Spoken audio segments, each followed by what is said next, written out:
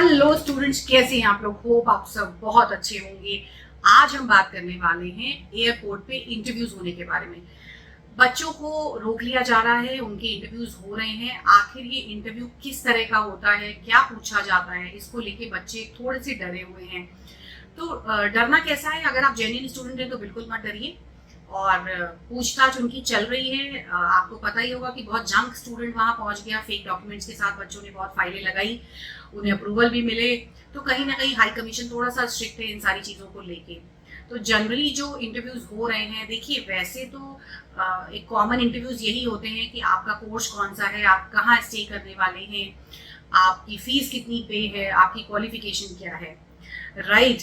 तो ये तो स्टूडेंट से जनरल क्वेश्चन पूछे जाते हैं। तो जनरल आप प्रिपेयर रहिए कि इस तरह के क्वेश्चन पूछे जाएंगे और आपको बेझिझक होकर आंसर देना है। कॉन्फिडेंट रहिए, घबराइए बिल्कुल भी मत। ओके। और दूसरी चीज ये है कि एक बहुत ही हाल ही में एक नया एक्सपीरियंस हमारे साथ आया कि एक स्टूडेंट एयरपोर्ट पे गया और उससे पूछा गया, हो सकता है ऑफिसर्स को कुछ थोड़ा सा डाउट हुआ हो, जबकि वो जेन्युइन स्टूडेंट था, विद आइल्स था। उससे पूछा गया कि तुम्हारे पास सब्जेक्ट्स कौन से थे। तो उसने हाई कमीशन सॉरी ऑफिसर्स को बताया कि मेरे पास फिजिक्स केमिस्ट्री मैथ है 12th में। तो उन्होंने उससे पूछा कि ठीक है, take pen and paper and solve this chemistry formula. उन्होंने उसको कहा कि ये फॉर्मूला सॉल्व करके बताओ। बच्चा स्मार्ट था, बच्चे ने सीधा बोला कि मेरे पास एकेडमिक बैकग्राउंड तो है, बट मैं वर्किंग में हूँ इस समय, सो मेरा पढ़ाई से टच खत्म हो चुका है। इट इज बेटर कि आप मुझसे कुछ और पूछें, I will be happy to answer you. तो ऑफिसर ने उससे पूछा, ठीक है, तुम कौन से कोर्स के लिए जा रहे हो, तुम्हारे पास बैचलर में कौन से सब्जेक्ट्स थे, क्या तुम किसी मॉड्यूल को एक्सप्लेन करके बता सकते हो। वो स्टूडेंट स्मार्ट था, उसने इसको एक्सप्लेन किया और ऑफिसर ने उसे जाने दिया।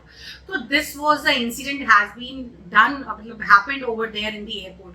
तो मेरा आपको ये बताने का जनरल पर्पस यही है कि देखिए, जो फेक स्टूडेंट होगा उसे अपने 12th और ये सब चीजें पता ही नहीं होती हैं। फेक तो फिर फेक ही होता है, और जो जेन्युइन स्टूडेंट है उसको पता होता है कि उसने अपना 12th कहाँ से किया है, किस स्कूल से किया है, किस ईयर का पास आउट था, सब्जेक्ट कौन से थे, मार्क्स कौन से थे, ओवरऑल परसेंटेज कितने थे। ये सारी चीजें जी जनरल इन्फॉर्मेशन है जो स्टूडेंट को पता होती है।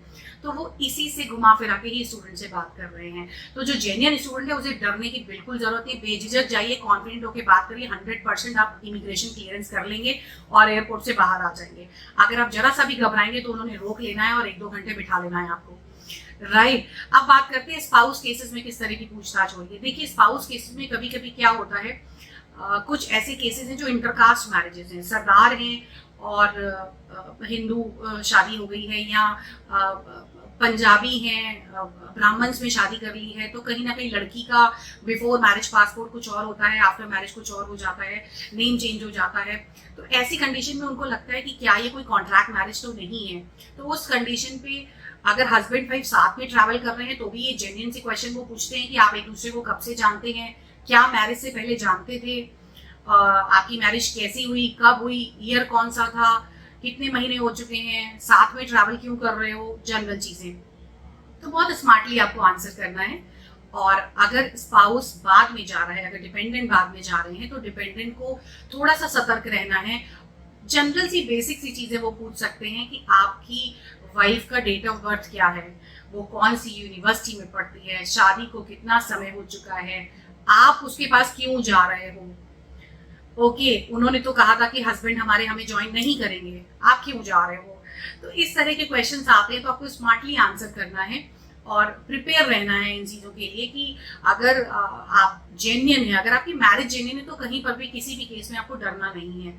तो बेसिक सी चीज़ें हैं, आपको पता होना चाहिए कि आपकी वाइफ कौन सी यूनिवर्सिटी में पढ़ रही है, लोकेशन कौन सी है, आप अकोमोडेट कहाँ करने वाले हैं, क्योंकि अकोमोडेशन को लेकर भी थोड़ी सी चीज़ें आती हैं।